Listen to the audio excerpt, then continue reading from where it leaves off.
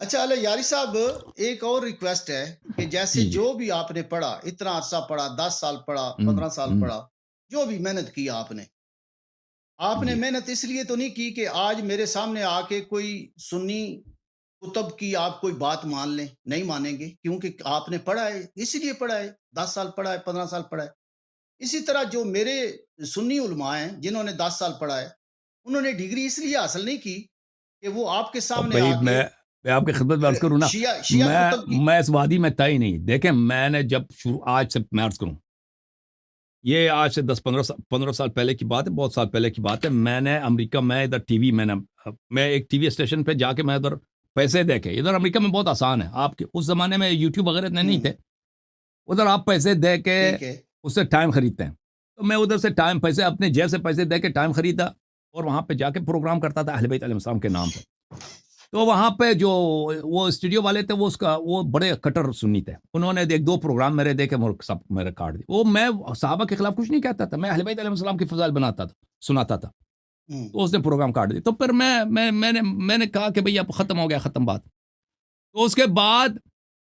یہ ہوا کہ اس کے کچھ عرصے کے بعد میں نے کہا کہ میں اپنا کیوں, یہ ان لوگوں نے جماعت عمریہ نے اپنا اسٹیشن بنایا, میں کیوں نہ بناؤں. تو میں نے اپنے پیسوں سے, اللہ جانتا ہے, بہت ہی ایک چھوٹا سا اسٹوڈیو بنایا اور بہت بہت یعنی مشکلات کے ساتھ. ٹی وی اسٹیشن بنانا یہ یوٹیوب چینل بنانے سے بہت مختلف ہے. تو میں نے جی وہاں جی پہ بالکل ایسے ہی ہے اپنے پیسے سے میں نے بالکل یہ اسٹیشن بنایا, ٹی وی چینل بنایا سیٹلائٹ پہ, وہ صرف امریکہ میں نشر ہوتا تھا. تو میں آیا, میں اس لیے نہیں ہوں آیا کہ ہوں میں مخالفین کے ساتھ وہ کروں, مناظرہ کروں. میرا نیت ہی, میرے ذہن میں بھی یہ نہیں تھا. میں جب آیا ہوں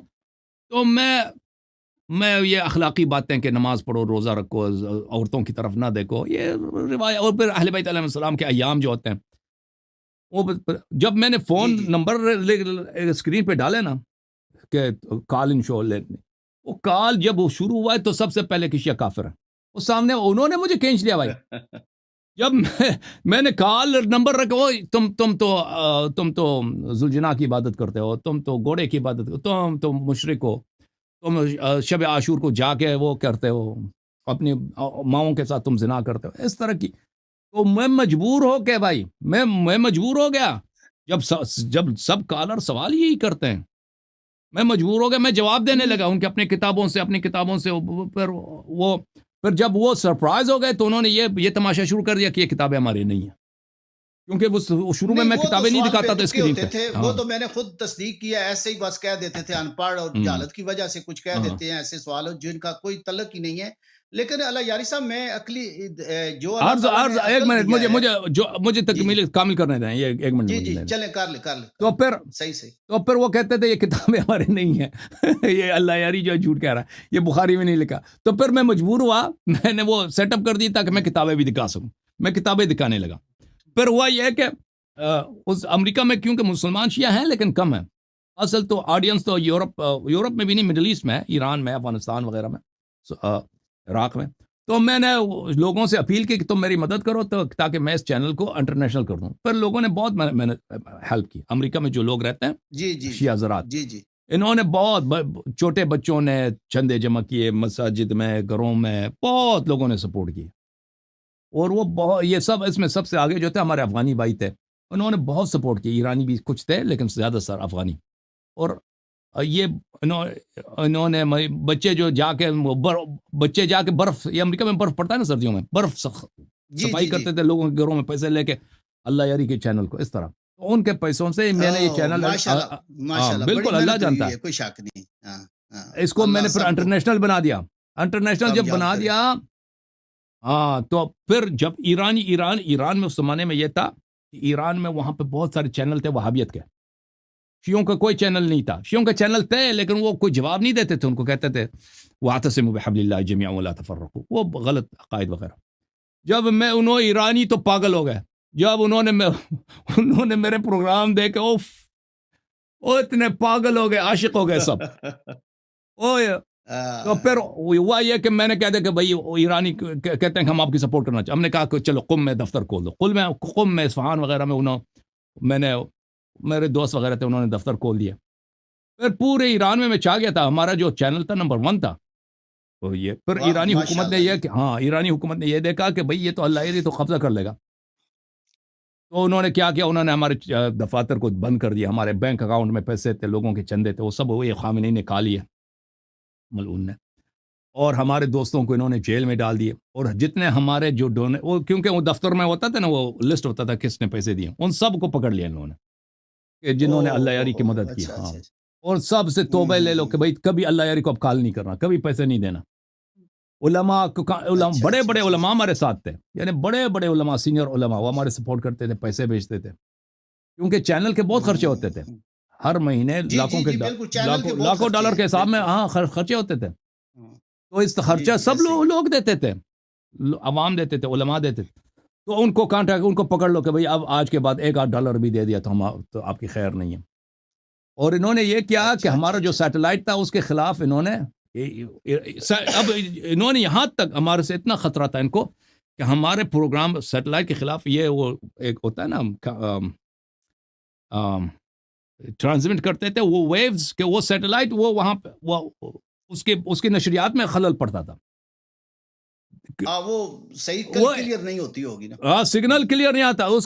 اسی وجہ سے بہت جھگڑا ہو گیا تھا ایران کے ساتھ، انٹرنیشنل جو جی جی کمپنیز ہیں اور یورپین یونین اور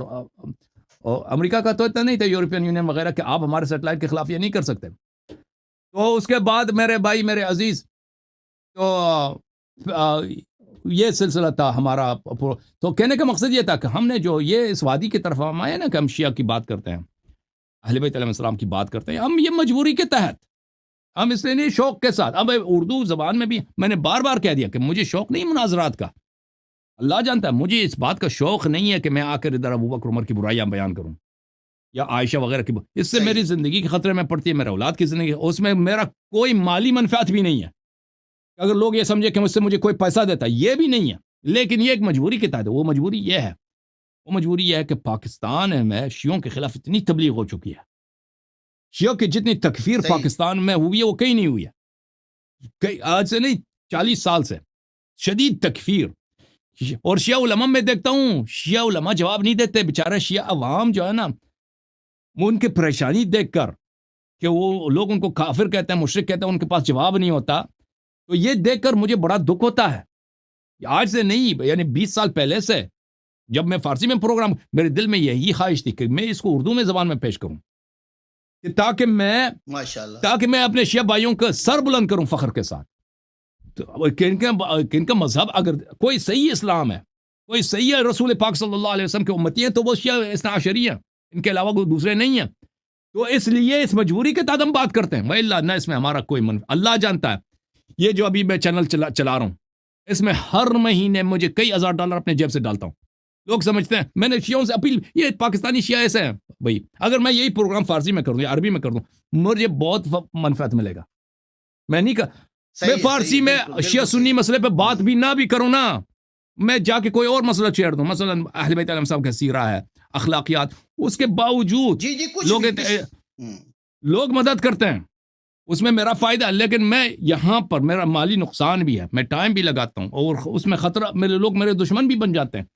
لیکن اس کی وجہ یہ ایک چیز ہے کہ مجھے پتہ ہے یہاں پہ ضرورت ہے، یہاں پہ مذہب کی، ہمارے جو شیعہ بھائی ہیں، میں نے دیکھا تھا، میں نے کلپس دیکھے تھے کہ کیسے لوگ آ کے شیعوں کے ہاتھ سے شیعوں کے جلوس پہ حملہ کرتے ہیں، ان کا علم لے کے ان سے چھینتے ہیں، وہ کہتے ہیں تم مشرک ہو، اور شیعہ کہتے ہیں یہ لوگ ہمیں مشرک کہتے ہیں۔ مجھے وہ جب منظر آ جاتا ہے نا، وہ کلپ میں نے جب دیکھے تھے، یہ لوگ ہمیں مشرک کہتے ہیں، اور شیعوں کے پاس ان کے بات کا جواب نہیں ہوتا، شیعہ عوام کے پاس، شیعہ ذاکرین علماء، تو مجھے جو منظر یاد آتا ہے نا، تو میرا یہ عہد ہے، میرا اپنے شیعہ بھائیوں سے اور اپنے مذہب سے، کہ میں نے وہ مظلومیت شیعوں کے ختم کرنی ہے، کہ شیعہ اب جو ہے نا پاکستان میں اردو زبان طبقے میں انشاءاللہ اب جو ہے ان کا سر فخر سے بلند ہوگا، اور ان کے سامنے والے جو ہے نا وہ اپنے کفر کا دفاع کریں گے، نہ کہ شیعہ۔ صحیح اللہ یاری صاحب، اللہ